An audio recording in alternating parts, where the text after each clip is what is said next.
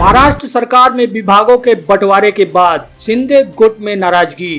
शिंदे गुट नहीं चाहता था कि वित्त विभाग अजीत पवार को दिया जाए। इसे रोकने के लिए शिंदे गुट दिल्ली में बीजेपी आला कमान से मिला था, लेकिन बीजेपी का जवाब सुनकर चुपचाप वापस लौट आया। यूबीटी नेता ने दावा किया कि बीजेपी आला कमान से मिलने गए शिंदे गुट से साफ कहा गया था कि अगर आप साथ में रहना चाहते हैं तो रहें, नहीं तो जा सकते हैं। बता दें, महाराष्ट्र में शुक्रवार को सरकार के विभागों का बंटवारा कर दिया गया, जिसमें एकनाथ शिंदे गुट के कड़े विरोध के बावजूद हाल ही में महाराष्ट्र सरकार में शामिल हुए उप मुख्यमंत्री अजित पवार को वित्त मंत्रालय विभाग दे दिया गया। अब शिंदे गुट के कड़े विरोध के बावजूद अजित पवार को वित्त विभाग मिलने से सियासत गर्म है।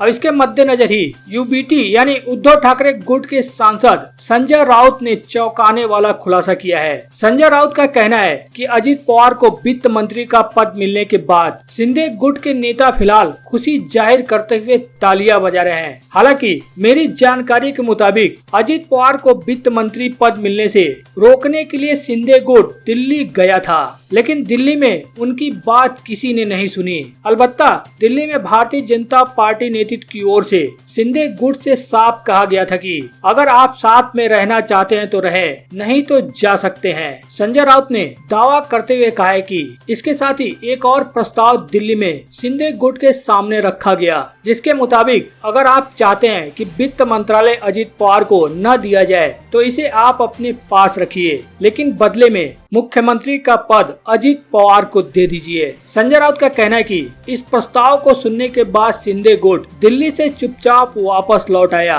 और अजित पवार को वित्त मंत्री का पद देने के लिए तैयार हो गया। अब संजय राउत के इस सनसनीखेज दावे से महाराष्ट्र के सियासी हलकों में एक नई चर्चा शुरू होने की संभावना है। हालांकि ऐसे में यह देखना दिलचस्प होगा कि इस मुद्दे पर शिंदे या अजित पवार गुट की ओर से कोई स्पष्टीकरण दिया जाता है या नहीं। हालांकि चर्चा है कि अजित पवार को वित्त मंत्री पद मिलने के बाद शिंदे गुट में कड़ी नाराजगी है।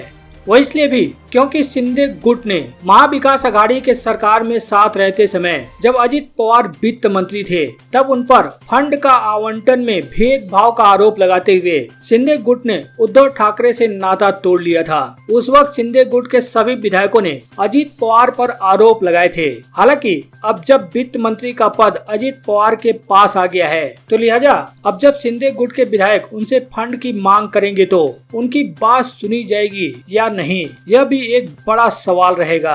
लेकिन यूबीटी नेता संजय राउत ने जो दावा किया है उससे कहीं न कहीं सियासी हलकों में एक नई चर्चा शुरू होने की संभावना है। वहीं संजय राउत ने एक और जो दावा किया है, उन्होंने कहा कि मुख्यमंत्री एकनाथ शिंदे को बदला जाएगा और डिप्टी सीएम अजित पवार भविष्य में सरकार चला सकते हैं। संजय राउत ने दावा करते हुए कहा कि आने वाले समय में अजित पवार महाराष्ट्र के मुख्यमंत्री बन सकते हैं और ये तय है कि सीएम को बदला जाएगा। बता दें, संजय राउत की तरफ से यह दोनों दावे उस समय किए गए हैं जब महाराष्ट्र की सरकार में अजित पवार को वित्त मंत्रालय दिया जा चुका था।